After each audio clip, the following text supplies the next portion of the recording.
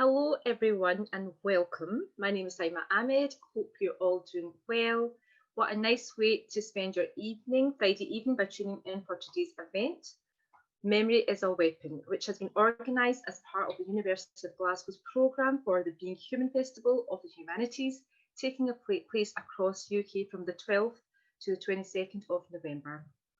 The other partners are involved are Glasgow Women's Library and Africa in Motion Film Festival.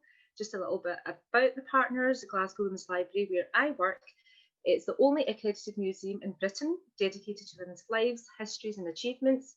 We have a lending library, archive collection and innovative programmes of public events and learning opportunities. More details can be found on our website at womenslibrary.org.uk. Now on to Africa in Motion. They have moved online this year, but they will still feature creatives from Africa and the diaspora. Passes are still available to purchase at £15 or £20 for over 70 films. You can sign up to the e-newsletter via the website or follow Africa in Motion on Twitter or Instagram at AIM Film Fest. So today's event will be available to watch again via Facebook and will be added to the Africa in Motion's Vimeo channel. Details of all the links will be added to the chat box, so do keep an eye out for that. So today's event, Memory is a Weapon, it invites Black female artists and activists from Scotland and across the world to reimagine new futures during and post COVID-19. The responses came together as a collaborative video essay intertwined with spoken word, storytelling and musical performances. The film link went live earlier this evening at 7:30, so some of you would have had a chance to watch it. But if not, then not to worry, the link will be open for 48 hours and you can watch it later. So the woman to pull it all together is creative director Firdaus Bulbulia. We will be speaking to Firdaus shortly about her work. This will be followed by a live creative performance by three women of colour creatives based in Scotland, and finally a chat between them all about one another's responses and the overall theme of memory being used as a powerful tool. You'll have a chance to ask questions or leave comments using the chat function. The questions will be collated and answered at the end. So today's host is the lovely Safina Mazhar, who is an author of the Power of Four, which is a young adult high action fantasy series. Her book, Run to Earth, is her debut novel. After publishing 3 books in the series, she is working on her final book. Safina has accumulated a large fan base with her fan fiction writing, amassing over 13 million hits worldwide. How amazing is that?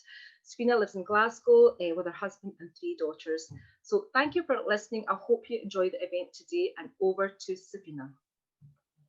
Thank you, Saima. Thank you very much. Good evening, everyone, and welcome to tonight's event, where we look at the Memory is a Weapon project. I am Safina Mazhar, and I will be your host this evening. Memory is a Weapon is a project that has brought together artists and activists across Scotland and all around the world to come together and reimagine new futures during and post COVID-19. I would firstly like to welcome the director of the film Memory is a Weapon, Firdaus Bulbulia. Firdaus is a South African activist. She is a theatre director, a film producer, a writer, and an educator. She is the director of the film Memory is a Weapon, but she is also the co-director of Moments Entertainment, a media company which focuses on media education and film production.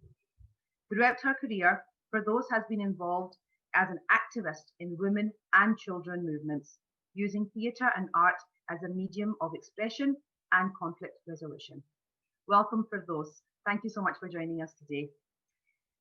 So Firdaus, just before we start off the project, the first question that I would like to ask you is, Memory is a Weapon project draws inspiration, I believe, from the Adinkara symbol of the Sankofa bird, which means reach back and get it.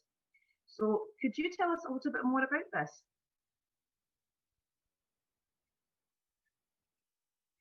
Sorry, Firdaus, could you just unmute?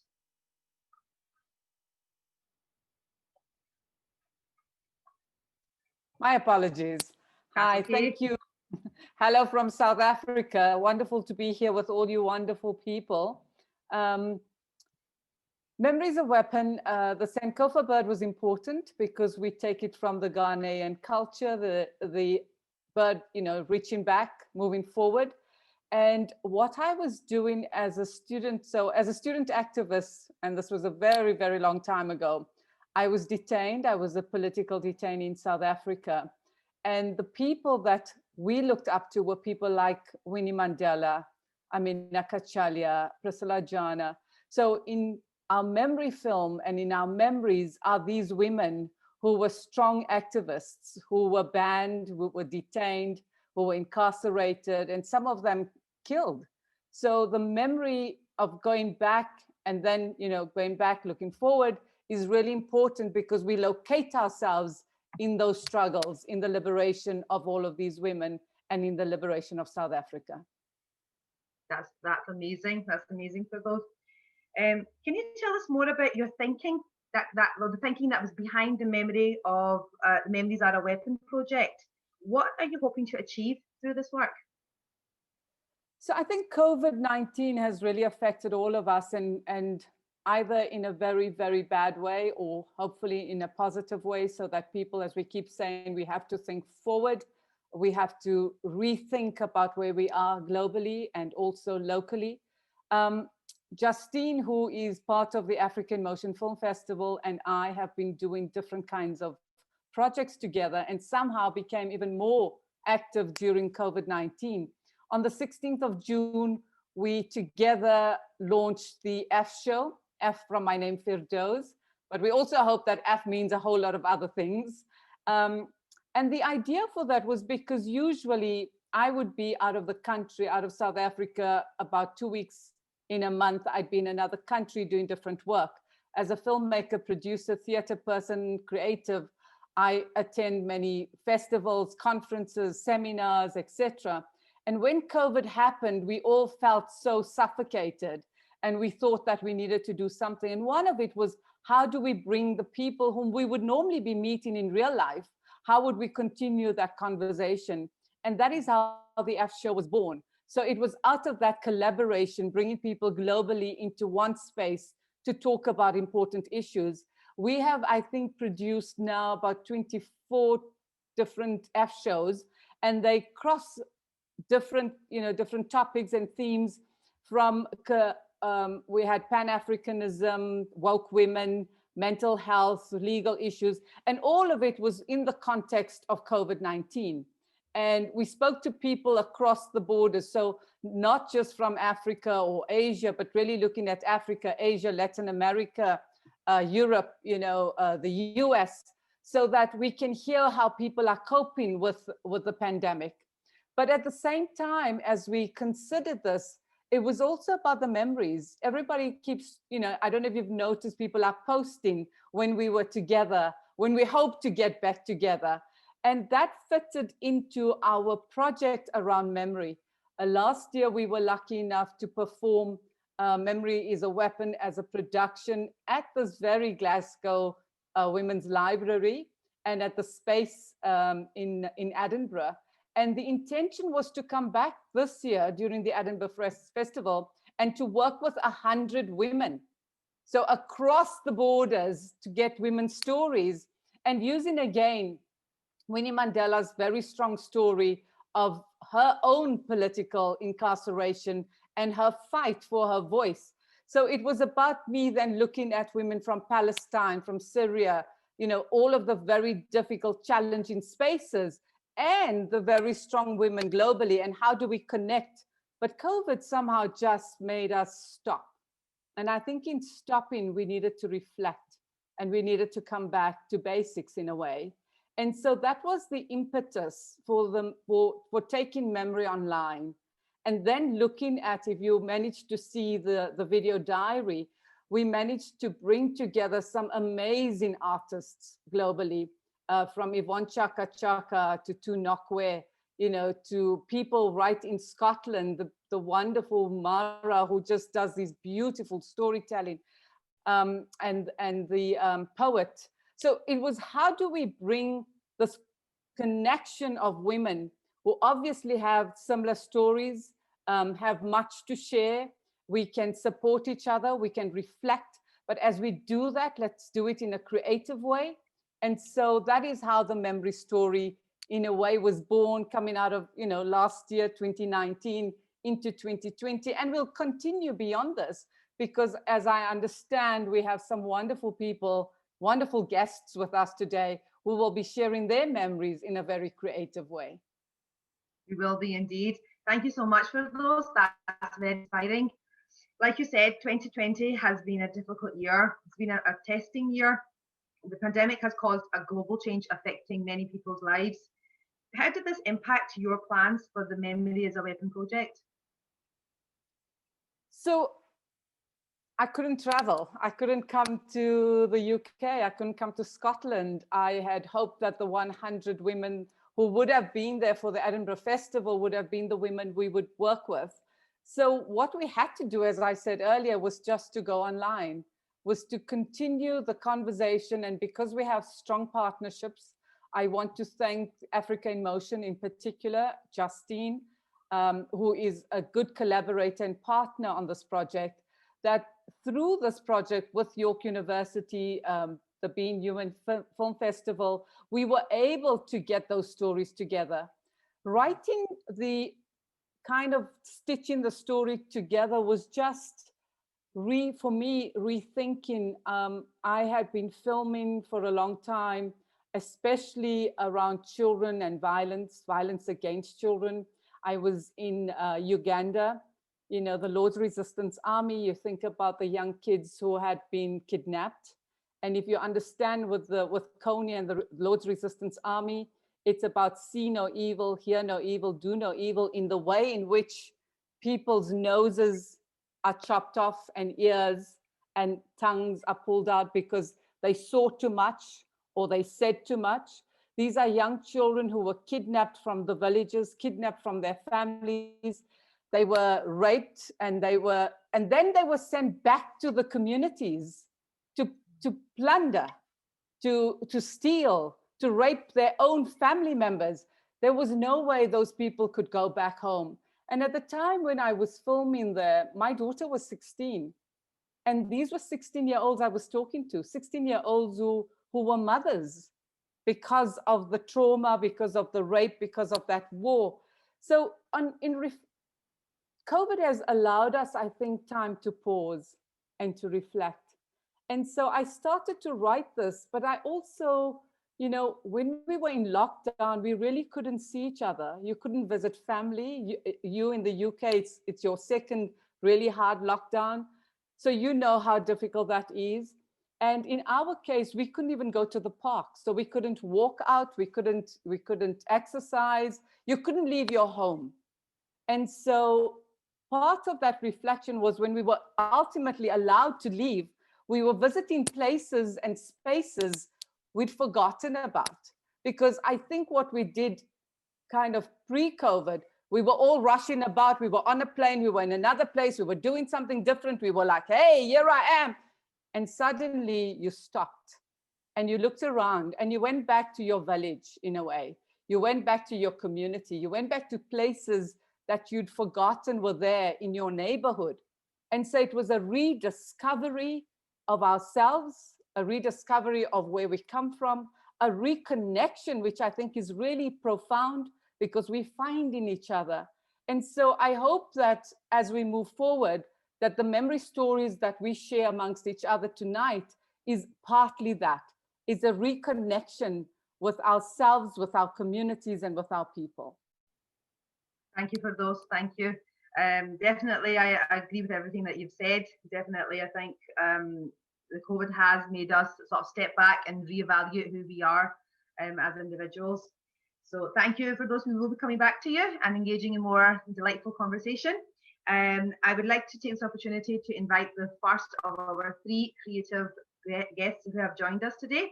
So my first guest is Paria Gudarzi. Paria is a visual artist who graduated in textile design in the year 2000. She is currently studying fine art sculpture and environmental art at Glasgow School of Art. Paria has worked with various communities and organisations, which focus on women and minority ethnic groups' well-beings since 2012. As part of Paria's artistic practice, she works with a wide variety of media, both in gallery spaces and in site-specific projects. Her main concerns pivot around this idea of displacement as a result of social and political changes and their relation to the subject's body and space. Paria's work often uses sculpture and installation that draws inspiration from people and their own. Welcome, Paria. Thank you. I'm gonna share. Yeah. Do you have me? I'm gonna share the. Yeah, I'm gonna first share the presentation, and then, yeah, I'm gonna go by the word through the explain a little bit more about my experience of memory. Is that okay? I'll share my screen now.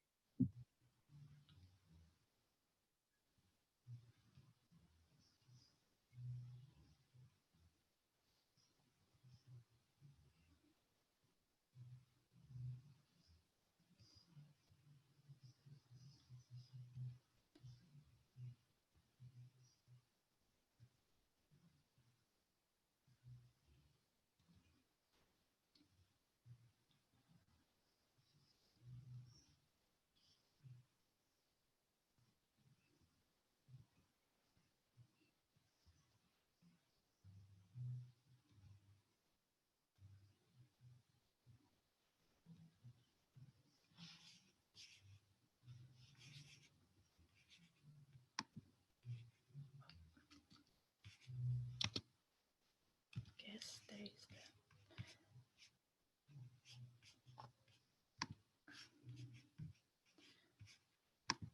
Sorry, I had to go back to the. If we have time, I just show them. Video is a short video.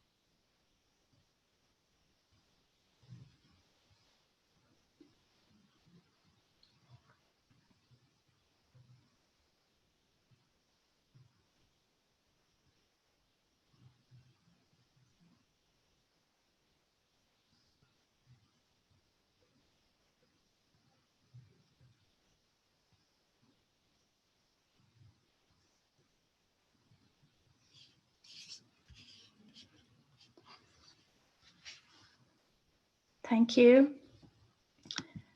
It's like, yeah, thank you very much. So I'm gonna go through explain a little bit about why I'm interested and why I made this works. So I think work of art is one thing we see and the one we all remember. It's a reflection of our memory. My work is a translate of my visual experience, the experience of displacement into my work. Memory and nature are not only give meaning to my life, it also defines my artwork. Memories make us unique, and I believe we are memory maker. And giving the opportunity to create the memories permit everything. In one word, I take the memories and I use them to explore changes. And in the other word, I take the past and my experiences and I put them in a new context to provoke change on our absence or our absence of it. I believe that art should be informed by ones who experiences, not necessarily the other way around, because artists need a unique voice. The unique voice is her or his ability to transform the memory to the visual to a material or to the object or to something that lasts forever. Art for me is like I said, it's about interpreting. It's memories. The memories, it's about showing the truth that is in your heart, but also it's about being part of the future. I think it's important to know about past and history. As I saw in one of the slides, that was like the back of a head of two women. It was myself and my mom. And this is slides, and also as you see that I turned that to the installation and object. So the slide was like my own experience, my own personal experience of the time and my connection to my family from distance. In this work, like I recorded my mom voice and myself, that when my moms went through sometimes went through the albums and look at the images and photos, and she's in touch and talk about all these memories.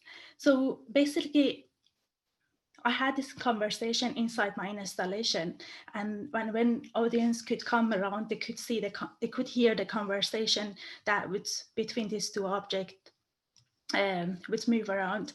And also like I had a close-up image in one of those slides. That's how these two objects were connected together. I connected them through the magnet. It was like quite fragile connection. So, and this is what, also this was the, somehow it's like so easy to disconnect two pieces together because it was like quite fragile. As I say, like was connected with a magnet. So this is, I thought like, this is like our memory is something that keep us connected together. And when we don't have this physical connection.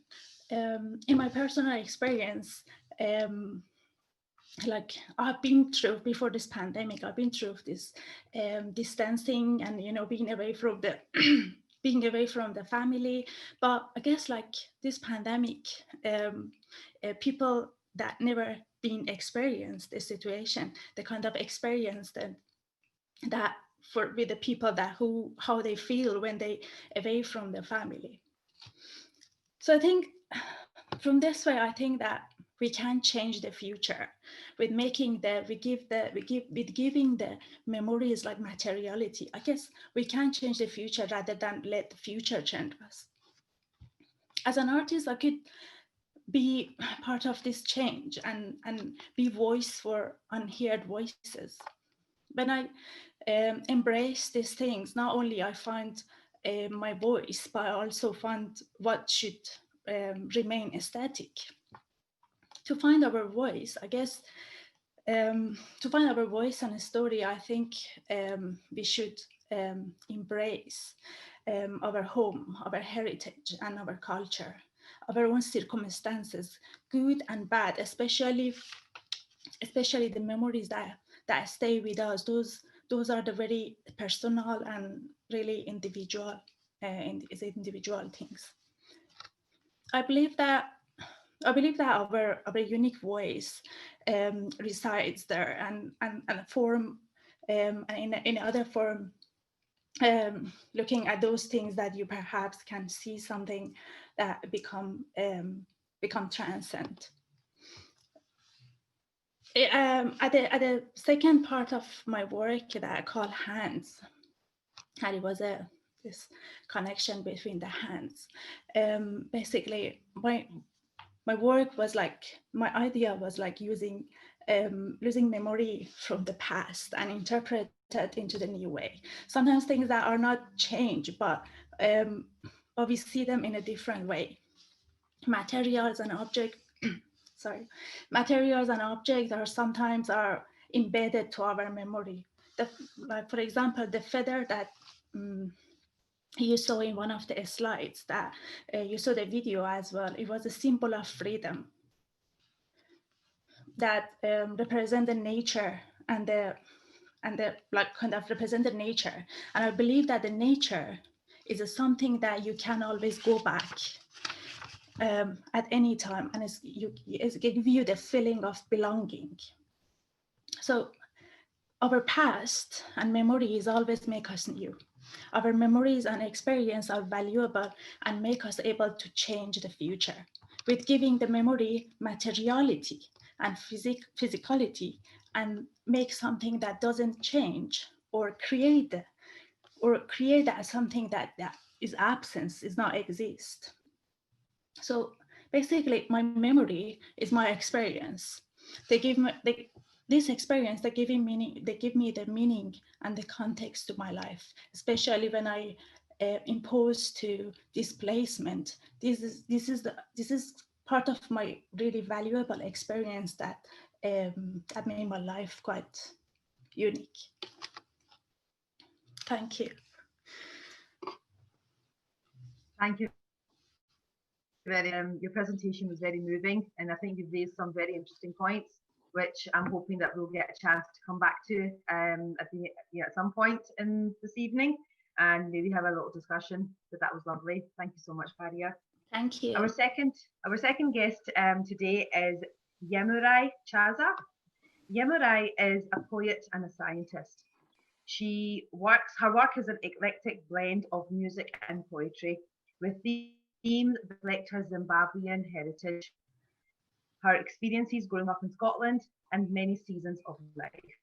I'm going to pass you over to Yemurai so that we can have a conversation with her. Hi, Yemurai.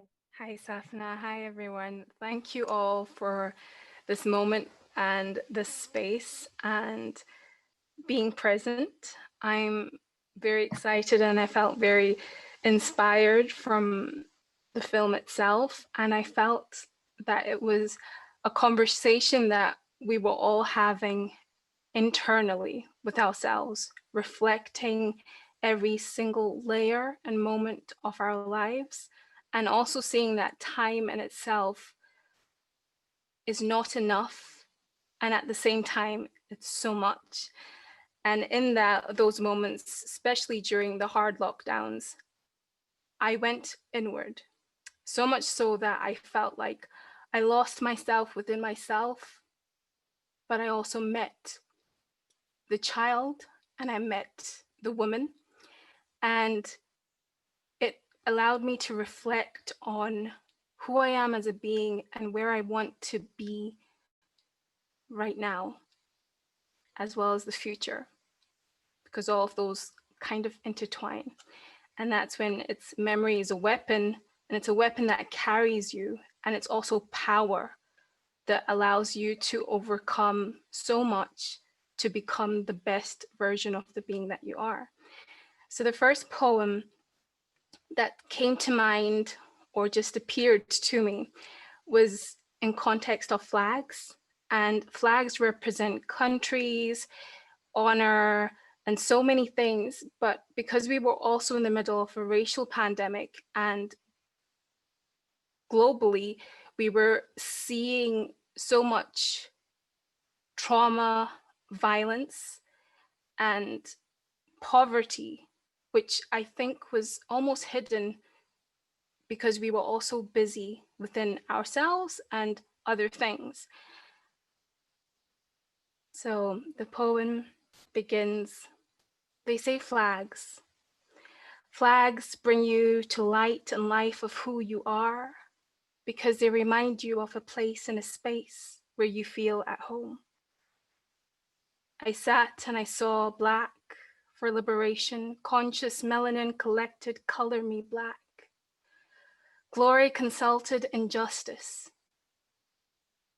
Justice had to denounce privilege.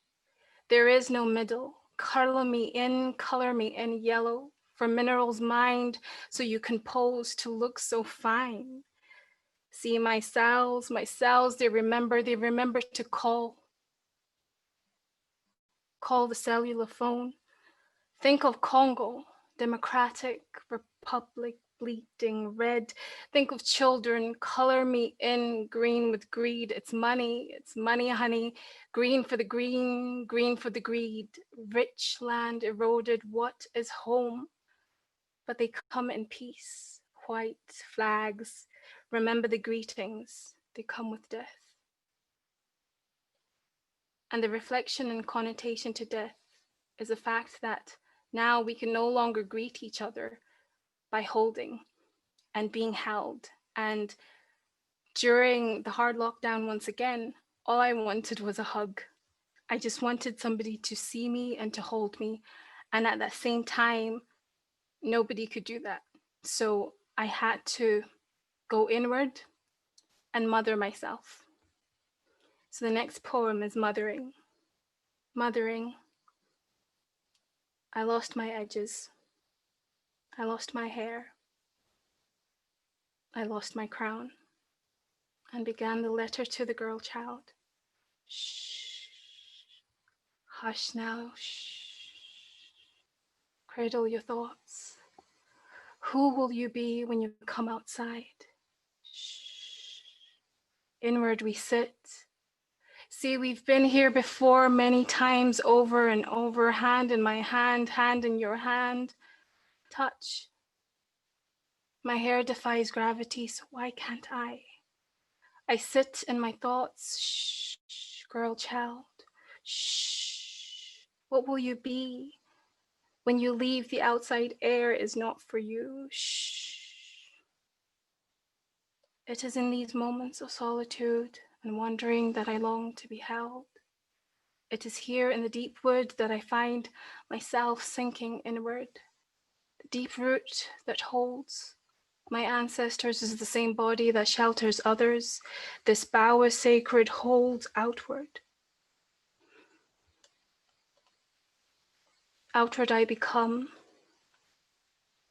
Outward I seek. Outward thoughts from reaching souls become spoken words. Said words need breath, but breath in this moment carries death. And so silence becomes the song for all.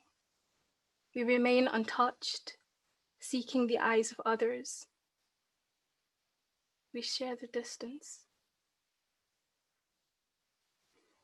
In those moments when we were allowed to go outside, I envied the trees.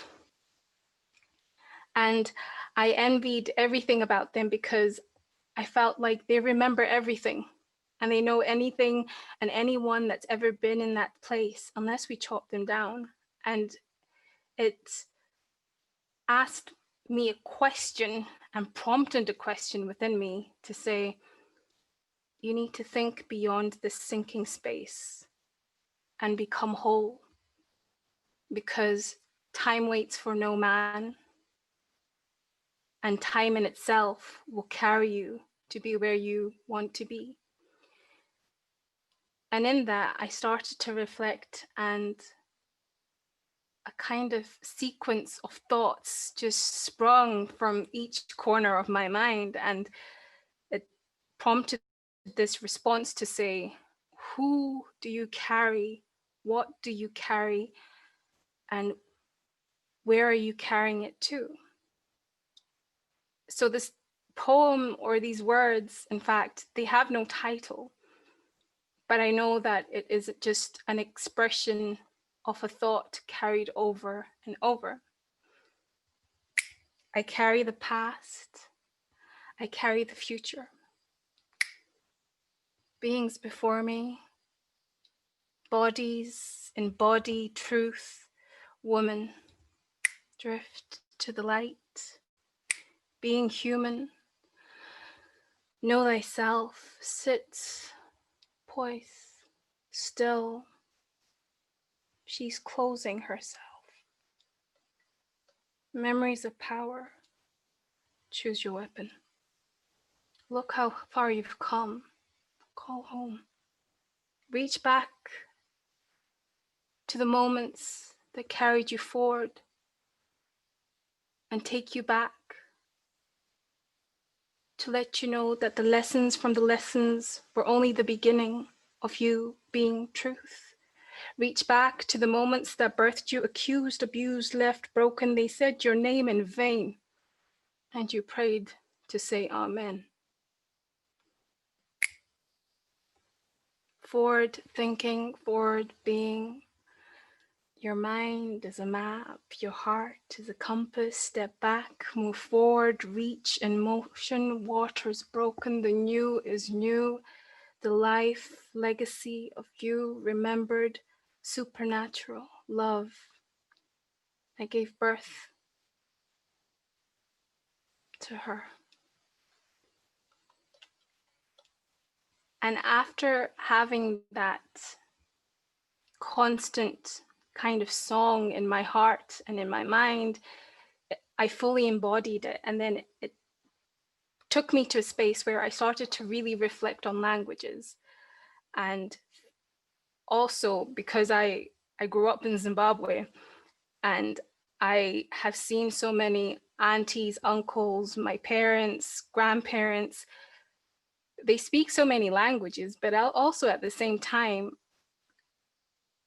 another language is just sound, frequency, and everybody listens to the radio in the most remote areas all over the world.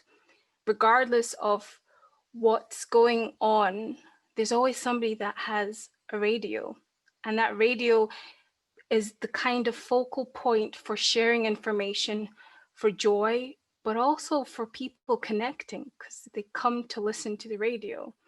And this inspired a poem that looks into thoughts and a little self-dialogue, and also reflects back on how sometimes with different languages, you can readily express yourself more so than you would in English. And with words like pandemic, that can be broken down. So I just wanted to present just a short poem on that. I thought of radio.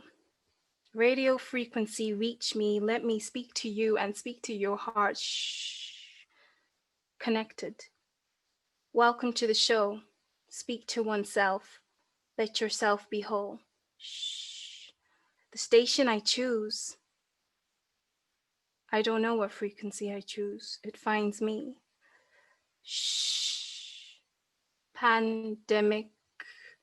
Pandemic. Hello? Hello? No, we are not all right. The radio, how everyone hears and knows conversations across the water, conversations across the washing line. Now we're online, connected even more so, but still, I'm still searching for that channel on my radio. That's the end of all of my poems, but I think the one thing that I also wanted to reflect on was the deep connection that we should always root back to is the connection we have with ourselves. And in being yourself, you can fully present to others and fight for what you believe in with dignity. As well as with dignity, being authentic comes with courage and it comes with strength. And why it comes with courage and strength is you have to do your research internally and externally. As well as doing your research, you have to break yourself down to say, where do I fit in this moment? And I think that's the theme that has echoed through many conversations that we've all had, to say, how authentic am I being to myself and to everything that I believe in? And if something is coming from a space of disregard for humanity, then my voice, my action, and my intention should be put forward in the name of justice, not just for peace or equality, but everything in the element of equity, the balance. So I think that's all I wanted to share, but thank you so much, everyone. That was absolutely beautiful, Yumarei. Your poems, your work, I think it reaches your soul. I absolutely loved it, and I'm sure that the rest of our guests today would love to engage in conversation with you later on about this. So we will come to that. But thank you again. That was beautiful. We come to our final creative guest today, the lovely Lubna Khair. So during COVID, Lubna has been a regular on the radio, coming in shows across Scotland, Ireland and England, where she has been giving her opinions on life as we know it in COVID. Now, Lubna has taken to creating her new comedy character called Auntie G. You can see Lubna Khair's Auntie G character on her YouTube channel. Now, Lubna has been doing a lot of Zoom online comedy gigs all over the UK and the USA.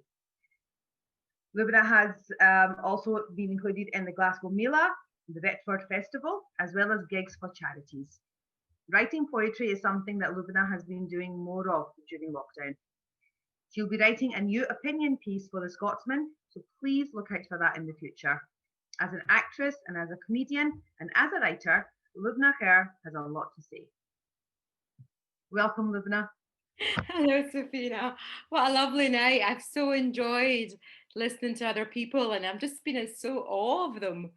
It's brilliant. It's inspiring. Wonderful. But you know what's been really, I've been trying to sort of write down some words, and the theme that came from Paria, you know, and it's all about, you know, mothers. You know, there was a connect. Everybody was talking about mothers, and I think that's quite apt because that's what I'm going to be talking about as well. So. Great. Yeah, it's I have to say, you know, I am definitely obviously a comedian, but I'm not doing a comedy piece tonight.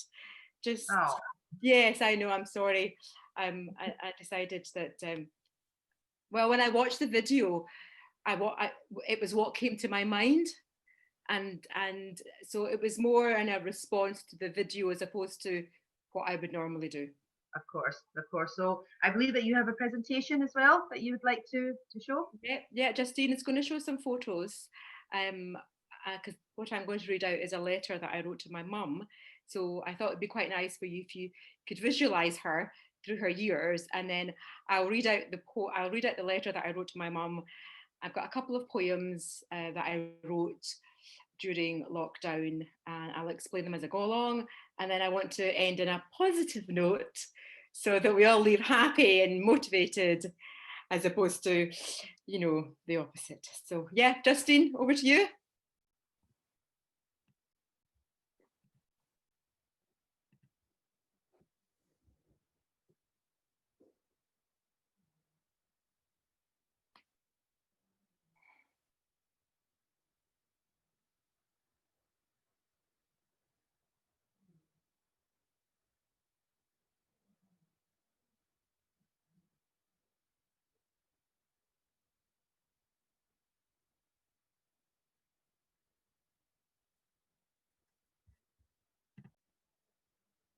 Thank you. So this is a letter that I wrote to my mum, and I want to share it with you. So dear mum, it's been 2 years since I last saw you, and I can't say how much I miss you. Every day I still think of you, and I wish I could hear your beautiful lilting voice with its gorgeous Pakistani accent. I cry in private. I never let my children or my friends see me upset. My children expect me to be brave and know everything.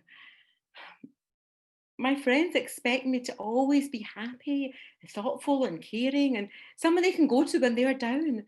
People see me as passionate, playful, a go-getter. We people are never seen to get down, having highs and lows. We are perfect. So what does a perfect Pakistani passionate person do when they want to cry, feel low, not as happy? Eat in secret, bottle up your feelings till you're ready to explode, Keep that passion trapped in the four walls of your mind.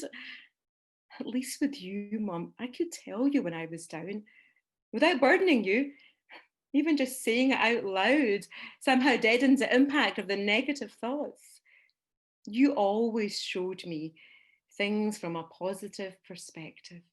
And as a normally positive person, I could respond to that. But what happens when that positive person loses that passion and that drive, when they lose their direction in life? Are we not allowed to be depressed? I know if you were here, you would understand how I felt. So lonely, so isolated, so empty. Looking at the candle that flickers away, trying to keep the flame going by blowing on it and hoping to goodness it doesn't go out.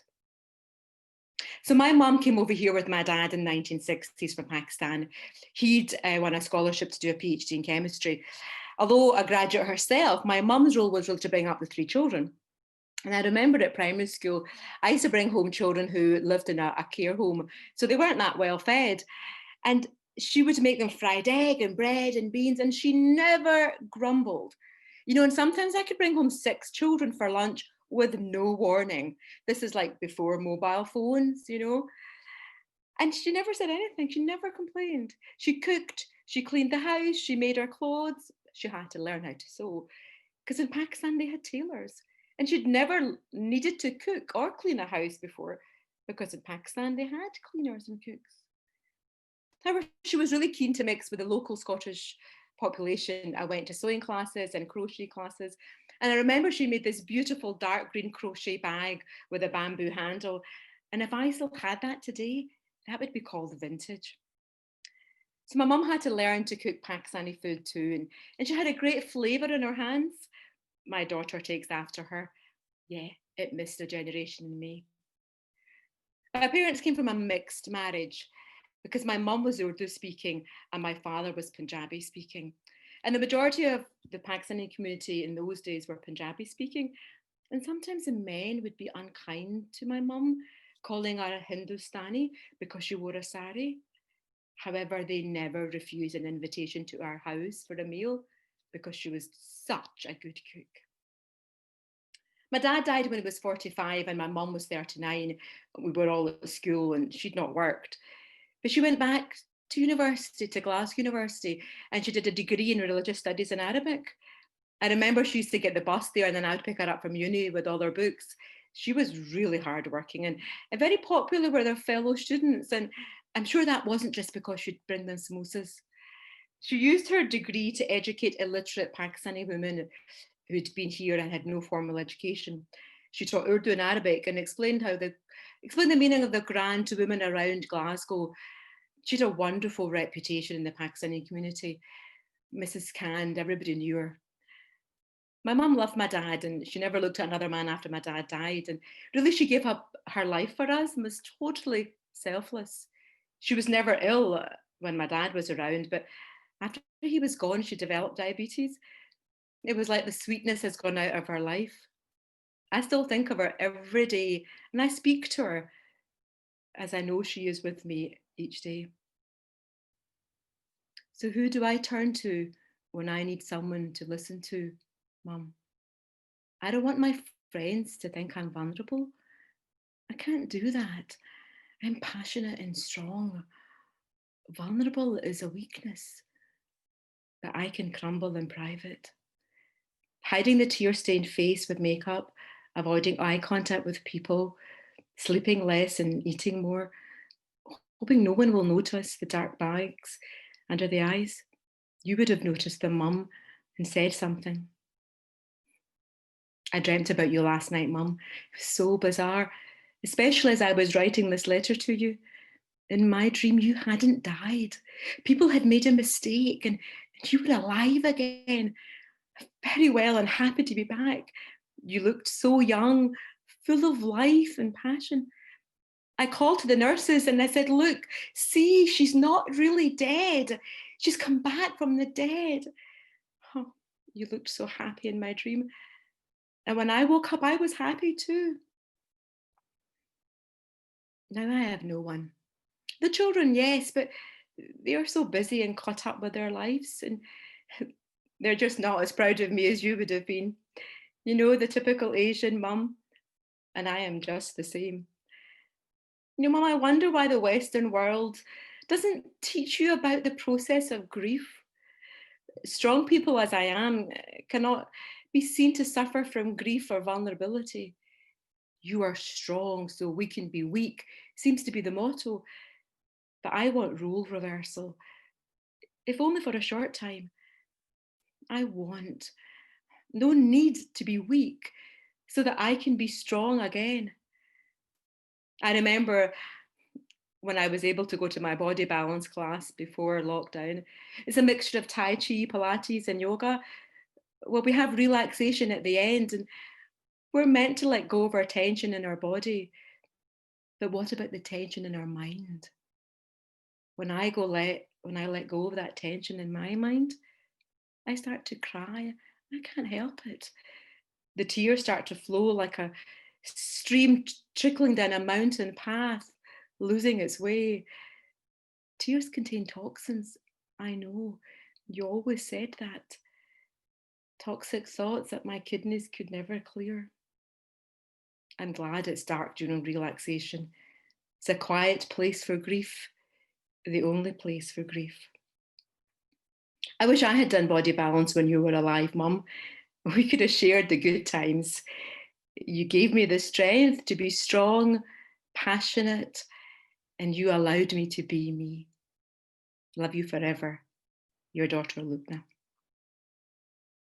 So that was a letter I wrote about my mum 2 years after she died. And during COVID, my ex-mother-in-law, actually, she had a stroke 7 years after my mum died and was confined to a wheelchair for the past 7 years. And we were still very close as a family, so I would take the children to go and visit her. And during everybody, when lockdown started, everybody was complaining about how difficult it was going to be in isolation and we couldn't go out anywhere. And then I thought about my ex-mother-in-law and I thought, she's been like that for so many years. So I wrote this poem thinking that this is what she might have been thinking when we came to visit. So it's alone again. Hurry, they've just left. Alone again. Tomorrow I may not get. Alone again. Visitors that I desire. Alone again, needing to stroke that fire. Come again to ease my breaking heart. Come again so we may never part. Come again and share your dreams with me. Come again, or surely I will scream. Again, I wait alone, listening for the noise. Again, I see you and hear your voice. Again, I know it won't be long. Again, my dreams seem so wrong. Each moment lasts a lifetime, each day, each hour a day. Each day lasts a lifetime, wishing them all away, waiting to live, waiting to die, waiting and wanting only to cry, waiting to say goodbye. Goodbye. My isolation and survival end today. Last poem I want to read out to you actually is, so my father died, what I said to you, when he was 45 and I was just at college then, and he taught there. And it was a really difficult time to be at college, going with my father in the train one day, and then the next week he died. And then I had to go back to college. And I had a lovely friend who kept me company after I came back. And we lost touch. And this is a letter that I wrote, a poem that I wrote about love of our friend. And when I was watching the video and I was thinking about memories, I was thinking that memories are like a secret weapon that you have. And friendship is also a secret weapon. So this is called Love of a Friend. Love and broken-hearted I dream of the day when I can love again. Love and broken-hearted is the day I see you in my dreams. Dreams are when we can be together again. Love and broken-hearted is the pain the loss of you never to be repeated. Repeated as the loss, never to dream again. Across the boundary, across the bridge, across the divide, across the room, across the escalator, across the sky, our eyes do collide. The moment, the spark, the connection. You and me and you, just alone, together, a moment in time across the boundary of love, never to be repeated again. Love for a friend isn't encompassing as love of a partner. Love for a friend can hurt deeper than that of a lover. Love for a friend can be kind and giving. Love for a friend can be never ending. True friendship can last forever. True friendship doesn't change or alter by the moment of time. Friendship, my dearest, is the kindest gift one can give one another. Friendship that can never be broken. I think of you this time each year, the time when I knew what real love or friendship was. Time to heal, time to be there, time to give, time to share, time to think, time to forgive, time to love, never to be repeated again. So I wanted to end on a positive note, and I want to say that memories are what keep us alive, and that they should be treasured and shared. And if we can bring joy to each other, then I think that's the greatest gift we can give. Joy can be a few words of kindness and or time or a smile. You know, we have the choice. We have the choice to choose life, to choose our thoughts, to choose our attitudes. So choose kindness and it will come back to you 100-fold. Thank you. I've been Lubna Kher, and it's been my joy to be here with you. Thank you so much, Lubna. That was beautiful. Your last point about friendship, I think that it's resonated with me, because I think over the years we all have friends who we never thought we would lose contact with, but life is strange, and definitely with memories being used, it can be a very powerful weapon in which it keeps that friendship alive even decades after it's been since you've actually seen your friends. It's been a pleasure. Thank you so much. I would like to now open up the floor, and I would like to ask our three lovely creatives to pose any questions that you may have to Firdaus, and Firdaus, if there's any questions that you have for our three creatives, especially looking at their presentations and what they've performed for us today, then I encourage you to ask those questions. So who would like to go first to ask Firdaus any questions? Anyone have any questions? Yes, Lubna? Firdaus, thank you so much for making your video. I really enjoyed it. It was very moving, and it was great to have the opportunity to watch something and then, have understand the impact it had on me and what emotions it stirred in me. So I just wondered what's next for you? You've made this beautiful film. Where are you going to take it? What's the plans? And what are you going to make after this? Lubna, your poems, your mother's story, I mean, I'm filled with joy and laughter and pain, I suppose, on some levels. Thank you so much. It was so beautiful. I have been working in this industry since our company's 26 years old, so it's been a very long time. I host different festivals and conferences, etc. But essentially, I'm a theater person. My first love is theater and performance, and I love live theater. So as I listened to all of you and watched your work, I'm like, that's my next project. All of you in this Zoom, that's my next project. It's so beautiful. I've got goosebumps, Lubna, really. You all have just inspired me so much. I will continue. I've just started a PhD and my title actually is Memory is a Weapon.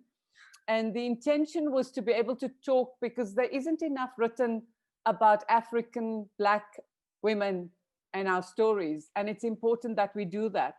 I have I guess the lucky spot where I'm Indian South African.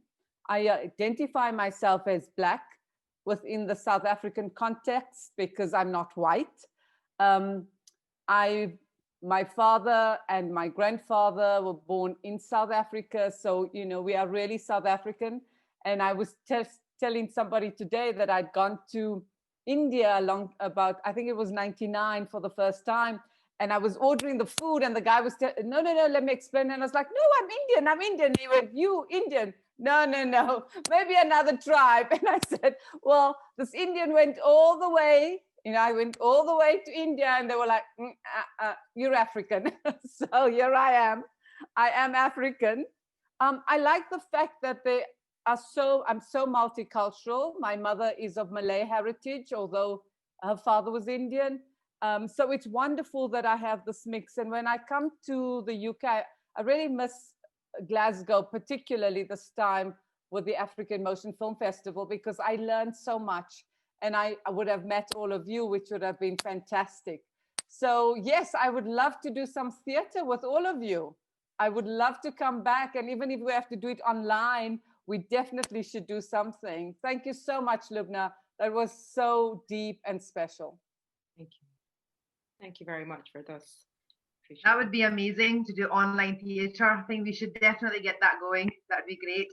I think Yamarai, I think you had a question for those. Just remember to unmute. Yes, that part. Can you hear me now? Excellent. Now, I think my question is, where do you see yourself going with your projects in Africa? Mainly because obviously we can't travel and not everybody has access to an online platform to communicate. Where are you taking that? Are you taking it through radio or are you taking it through letters, or how are you connecting back with people in the most remote areas who need a space to bring their voice and story to life?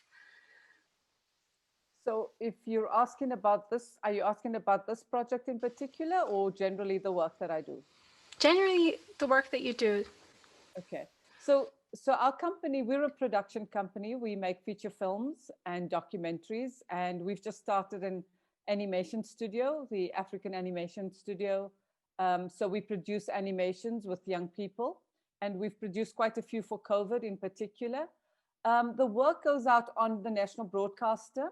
I also have communities of people globally, so I sent it out.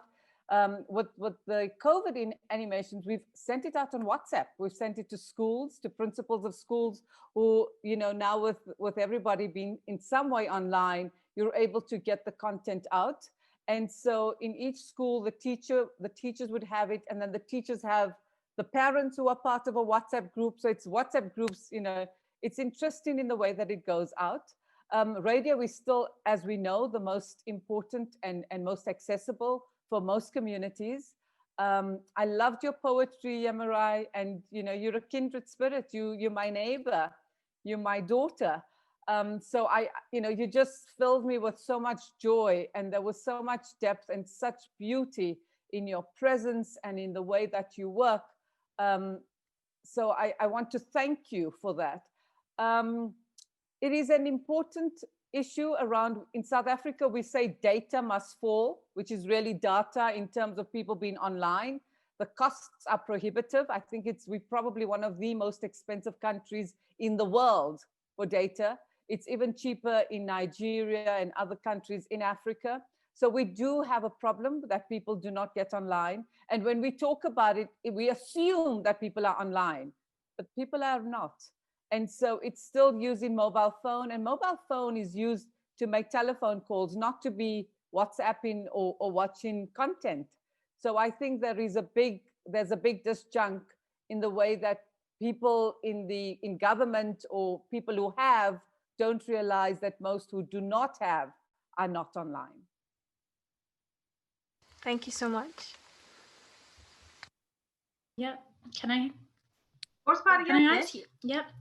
Thanks so much. Such an amazing video. I really enjoyed it and it was really inspiring. I was wondering, as an activist and artist, during the time that you made your video, did you have any restriction, or did you had any difficulties through you like social media in terms of making your video or take your work forward?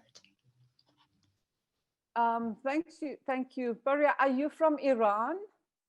Yes. I could hear the accent. I'm part of an organization called CIFEJ, which is the International Center of Films for Children and Young People. And we are headquartered in Tehran. So I've been a few times to Iran, and I could hear your voice and I could hear the accent. You know, we are lucky in South Africa. Post-apartheid, we do have an opportunity to be open, so we don't have censorship. I have to say, you know, I've got to thank again Justine. When it came to this project, it was really her fortitude, her insight, because we've been working online and she saw the opportunity to create the video diary. I had not considered it. And, you know, it was, what do we do? How do we link it? What are the stories that we're telling? And because we had been doing all the F shows and all these discussions, we just needed to find a way to weave it through. And so this happened, you know, just in a few days, basically.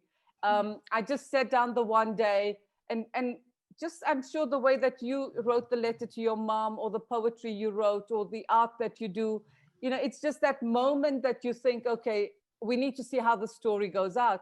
And so I'm so grateful that it's shown, you know, during this time, and more importantly, that you are such amazing women, and that you would take the time to watch it, and I'm really humbled, I have to say, because you are great artists. And for me to be sitting here amongst you and having you respond to me, I'm just really so grateful for that. Let's hope that we're able to take it out and that we can share it, because I think, you know, Asala Badar, if you remember in the film, she's the Palestinian artist. And she says, memory is not only a weapon, it is a feared weapon. And it is feared because of what the memory does and what it brings back. So I think as activists, wherever we sit, it is our memory. Now in South Africa, we used to say memory is a weapon because at that period, people were incarcerated, they were detained, they were killed, and they disappeared. So we used to say that if we remember them, we will never forget. And you will never forget the struggle. You will never forget what they fought for. And you have to continue to remind yourself. And it's as simple as Lubna's memory of her mother that she shares with her daughter, that you will always remember that smell and that taste and that beauty and that hug. That is the memory. And so memory, in the way that it is a weapon, is that it could be a positive weapon. It could be something really beautiful, but it could also be something that could really ignite something else. It would make you fight. It would make you do something that needs to be done for the joy that Lubna talks about. And I loved your animation, your film. I love the hands. I love that. I mean, there was such depth and community in that. And I want to thank you so much for that, Paria, because if what the film could stir up, which is really just a video diary, and each of us have stories to tell, if we stitch all of that together, if we bring together and we weave our stories, it's a huge tapestry. So to be here with all of you is such a delight and such a joy. And I really do not take it for granted. I really, really am so grateful and thankful for this collaboration and discussion. And thank you for the way in which you are facilitating. This is really very special. Thank you. That's lovely. For those, I actually have a question for you as well. So we're talking about memories, and you've just said, even in the film that you have directed, you talk about how memories can be positive, and that's a powerful weapon. but they can also be negative connotations to memories as well, and they can be quite painful. So looking at where we are, where the world is right now, what are your thoughts about our COVID memories? What do you think that is going to mean for our future? What is that going to do? Is that going to negatively impact us, do you think, especially in the creative means, or do you think that's going to give us more power? You know, when we started, and I'll give the example of the animations that we did, we call it Wazi's Wonderful World. And as part of my mentorship, it was, you know, I'm a filmmaker, I work in the sector, I'm 58 years old. What is the legacy that we leave behind? And so with these young animators, they're aged between 25 and 28, I think it is, we asked them to create a Wazi character that would look African, because, you know, most of the animations are Asian or they look different. So we were hosting the Zanzibar International Film Festival last year, and I had these young people come to Zanzibar and to look at other characters. And so when we came together, I was so proud of them with what they created in terms of Wazi, looking at the girl child, pushing, you know, that position of women and girl children was so important, even though the animators are two males. And just 2 weeks before we were going to release this idea of Wazi, I called them and I said, you know, Wazi she's not going to discover this wonderful world. Wazi is in lockdown, and we need to think about what that means.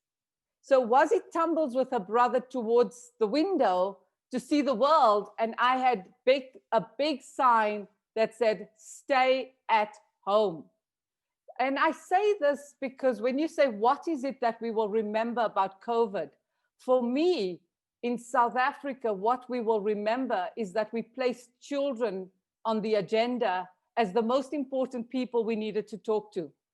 And I think about, you know, when the Twin Towers 911 happened, I was training young people in media, and children were learning or hearing about these aircrafts that went into planes that went into buildings, and nobody spoke to children. You didn't think that children needed to know. Or the tsunami, you know, suddenly people, they'd heard from their parents, and it was traumatic. And I decided with COVID, we were not going to allow that to happen. We are going to talk to our children first, and we're going to talk to the caregivers. So we produced these animations, we produced 10, and we were lucky that the Department of Health took them, and they were online, and they were, you know, eventually the broadcasters took it and we sent it around. So what we will remember about COVID is, what did we do at the time of crisis? It's flight or fright. Do you stop? Do you dig your head in the sand and become an ostrich, or do you act? And I think creatives find a way that, even if, as Yamare said, you go deep in and you go deeper in, but as you go in, you come out. And the creativity and the beauty and the generosity that comes out of that is what combines and connects us. And so I do think, Safina, that for me, the thought of what COVID has done has to be a positive thing. As much as it is about people losing jobs, about people not having food, about the challenges that are real, what are we doing to unite? What are we doing together? How are we supporting each other? And this is an opportunity for us, that if nothing else, we will remember this moment of us connecting in such a creative space. Thank you for those. And I think that's actually quite an inspiring way to think about COVID, because it's been an absolutely horrid time, you know, looking, just even if you don't take in the casualties, the deaths, the families that have lost loved ones, you know, we take that all to one side. As devastating as that is, we look at people who've lost their jobs, like you've said. There's been financial strains. There have been people trapped at homes with maybe violent partners. You know, children can't get an education. You know, it's a whole host of trauma and pain. So I think making our minds kind of think about COVID in that positive way, I think that is a very healthy way as well for ourselves. So thank you for that. Lubna, do you have any other questions? Yeah, I've got a comment actually about that. I actually agree totally with what Firdaus is saying about COVID and the advantages. The way I see COVID, if we put aside all the negative and the horrible things that have happened, if we actually focus on the positives that have come out of COVID, I feel that the world, and we're all so busy in our lives, and we were never stopping, and we're running. And Firdaus was saying earlier, this festival, that festival, this plane, that plane, you're going all the time, you know, you never stopped. And I just felt as if the world was simmering away, and we just had to stop, you know, and everybody had to stop at the same time. But through that stopping, it's given us the time to reflect, to look at the memories, to connect. Do you know, I have connected with so many people during COVID. I've made friends on Twitter that I'm probably never going to meet in my life, but they're like, I speak to them on a daily basis. You know, I would never have done that. And even this meeting, as Firdaus said, would this have happened if we hadn't had COVID? No, it wouldn't have happened. That all of us meeting here in this time, we wouldn't have got together because there wouldn't have been the need. So actually, COVID, I call it COVID connections, because that's what COVID has been to me. It's been a series of new connections. I've met so many wonderful, new, inspiring artists, creatives, and you know what? Somebody said to me today, "Oh, you're very busy, Lubna," and I'm like, "Yeah, I've got Zoom meeting after Zoom meeting." Do you know, but like in the olden days, it would have been, I'm in this car, I'm driving down to do a gig down in Derby, and then I'm writing my play, and then I'm on the train, and you know, if you take away all that travel, look how much more you can do. So yeah, there have been bad times, there are bad times, and people have, you know, it's affected millions of people's lives. But I think we need to focus on the positives. And I think when we reflect back, we'll see the new connections that we made, the new friendships that we made. And that's what's going to be the positive out of this. So that's my thought. Well, then you have to do a performance of something funny, Lubna. You've got to show me. I haven't seen that. No, I think. Well, maybe this will inspire it. And I think, Lubna, what you've said, just mentioned that thing about time, about how Zoom meeting after Zoom meeting, whereas before we would have to factor in travel time. You know, that was something that Yamurai had said in one of her poems about time. And I think that is one of the biggest things that I think one of the things we all at some point must have absent-mindedly maybe wished for is more time. You know, I wish I had more time with my family. I wish I had more time. I wish I could work from home. I wish I didn't have to drive my kids to school. You know, all the things that we wished for, all of a sudden, snap of the fingers, and we've got our wishes. We are trapped at home. Our kids are homeschooling. We're working from home. And all of a sudden, we have all this time, and we don't quite know what to do with ourselves now.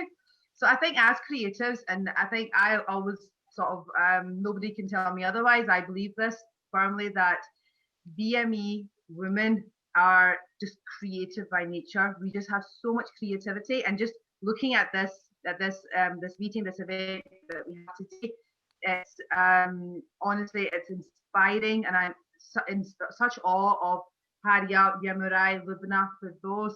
You know, it's been an absolute pleasure. And the thing I was going to say, Haria, before I forget, was I think the most moving part of your presentation I found was the hands, because to me it signified, like, I don't know why, like a father and a child, and the clay was just, oh, you know, like I quite literally was almost moved to tears, and I was sitting going, don't cry, you can't cry on screen, this is going on Facebook, stop. But that was, because I think that's the thing about COVID right now. We are told you can't shake hands and you can't touch. And it's that, the thing again, going back to Yamurai's beautiful poems about isolation, that feeling, you know, you need to be your own mum. You need to give yourself a hug because you can't hug your mum, you know. And going back to Lubna, that's a memory that of having your mum. And, you know, I think everything, just all of your creative responses have just merged so beautifully. And it's given us an opportunity to really sort of look at what COVID has stopped us from, but also what, like for those are saying, taking it as a positive and seeing as creative individuals, what can we do with this? So that's been brilliant. We're almost coming to the end. So does anyone have any other questions for those? Or for those, do you have any other comments or questions for our lovely creatives here? I think, yep, Yamarai, did you want to say something? Oh no, I just wanted to say, thank you very much. I wanted to say that vulnerability in this moment of time that we're going through has given birth to strength. And I think that's the biggest thing that we will all carry as a memory, as a weapon for anything else that we tackle beyond this. And it was nice to see that echoed in almost in everyone's statement. Say, as much as it's been a tough time and a positive time in certain elements, it's defined our character to become more of what we truly want now. Because you're like, oh, do I want to really stay home? Oh, what do I need in my life? What can I give to others as well as myself? So it's been positive and hard, positive and hard. I think for me, you would have read, just the text that I wrote, because I had so many deaths, so many people died, close people, people I taught with, and I think in my mother's family, about 5 people died. And every time I spoke to Justine, she would be so shocked because she, certainly in Glasgow, that she didn't have any people who had died. And so we were just saying, when people kept saying, is it real? This, and you hear my sister's poem, is it real? This. And then you had GBV, gender-based violence. So in the context of COVID, yes, there have been so many difficult things, but I have tried to be positive about it. And so I think the film gave me an opportunity to talk about how difficult it was, but then to say, what was the joy? What was it that, as Lubna says, where do we laugh? Where do we find the joy and the warmth in what we do? And we need to do that. As creatives, it's almost the mirror is on us. And we need, because we really are the face of society. And we are there to show our art. Faria, the beauty of the hand, just repeating that we can't touch, we can't, and so I think that visual now of the hands was suddenly so much more profound because we cannot touch. But I think we have to go forward, and we have to, we've got to get in there and we've got to do it. And that is what we have to take beyond 2020 or 2021, or when is this vaccine coming, and who will take the vaccine, and how many of us will have it, and Black Lives Matter, and there's Biden and Trump, and what's going on in the White House, and so that there's all this noise, and then you just have to come to yourself, and you have to ask Lubna to do something funny. Do you want me to tell you do you want to tell me a funny joke, Safina? Will I finish with a funny joke? I think you should, yeah. I think just to give everybody that little taste of Auntie G, I think you need to do a little anecdote. Okay. Everyone knows Auntie G. It's either your neighbor. We all know an Auntie G. We know this. Yes. Yeah, so Auntie G is the world's newest chat show host and confidant, and she gets letters from people all over the world, right? From Kamala Harris, I hope. Well, another Auntie G. She is, absolutely. So I'm not gonna read you a letter. I'll just tell you a story about I'll just tell you wee story. So I was at this party, and this man said to me, "Oh, where are you from?" I said, "Well, I'm from Edinburgh." He said, "No, where are you really from?" I said, okay, fine. I was born in Pakistan, but I've lived in Scotland all my life. And he said, no, where are you really, really from? And I thought, what does he mean? Does he think I'm an alien? Does he think I'm a zombie? Does he think I'm American? And before I could say anything, he said to me, no. He said, you're from the West. I said, no, no, no. Pakistan, geographically speaking, is in the east. He said, no, you're from Glasgow. You see, it's worse to be a Ouija, which is what they call Edinburgh people call Glaswegians. It's worse to be a Ouija than it is to be an alien zombie of Pakistani origin. So I grew up in Glasgow, and when I was at university there, people would say to me, what school did I go to? Now in Edinburgh, if they ask you what school you went to, they want to know what side of the divide are you on? You know, are you rich? Are you poor? Are you state school? Are you private school? Are you Ouija? Are you no Ouija? Not Norwegian. We like them. So but in Glasgow, they also want to know what side of the divide you're on. You know, are you Catholic or are you Protestant? And I said, look at me. Look at me. I'm Muslim. And this voice comes back and says, but are you a Catholic Muslim or are you a Protestant Muslim?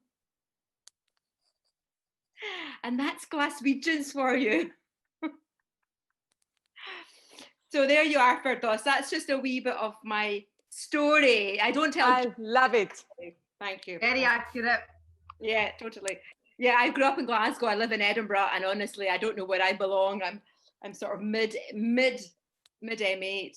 But I wanted to share with you, Firdaus, actually, I wrote a short play last year called Tick Box, and it's about my mum's journey coming from Pakistan to Glasgow. And I got funding last year from Creative Scotland to just write 20 minutes, and I worked with Glasgow Women's Library, and Saima was brilliant in organising. I did a performance there for the women. I did workshops with them. And I'm hoping to get more funding from Creative Scotland to write the whole play, and that I want to tour. And that's a parallel journey of joy between my mum's life and my life. So that. And I want to direct it. Oh, that would be wonderful. Way I'll write that on the application form. That would be wonderful. So that's what's happening next year for me, and maybe I can share that with you next year. So yeah, thank you. Thank you for giving the opportunity to tell a joke. That's been lovely. Well, I just once again a big congratulations to Firdaus for putting together a fabulous piece of creative art. It's an amazing journey to be on and to see everything come together so beautifully. I'd like to say a big thank you to Padia, a big thank you to Yamurai, and a big thank you to Lubna for coming together and for spending this evening with ourselves and for your creative responses to Memory is a Weapon. I'd also like to take an opportunity and just say thank you to today's event organisers. So thank you to Africa in Motion Film Festival. Thank you to the College of Arts at the University of Glasgow, and thank you to Glasgow Women's Library. Just a reminder that today's event will be available to watch again via Facebook, and will also be added to the Vimeo channel. All the information will be added to the chat box. So finally, thank you for taking the time to join us, everyone, and I hope you all have an absolutely lovely evening. Thank you. I want to say thank you to these amazing BSL interpreters. I was watching that performance. For both of you, thank you. Beautiful. Yes, thank you. Thank you. Thank you, everyone. Thank you, everyone. Yeah. Everyone. Thanks very much. Nice to meet you all. Nice meeting you.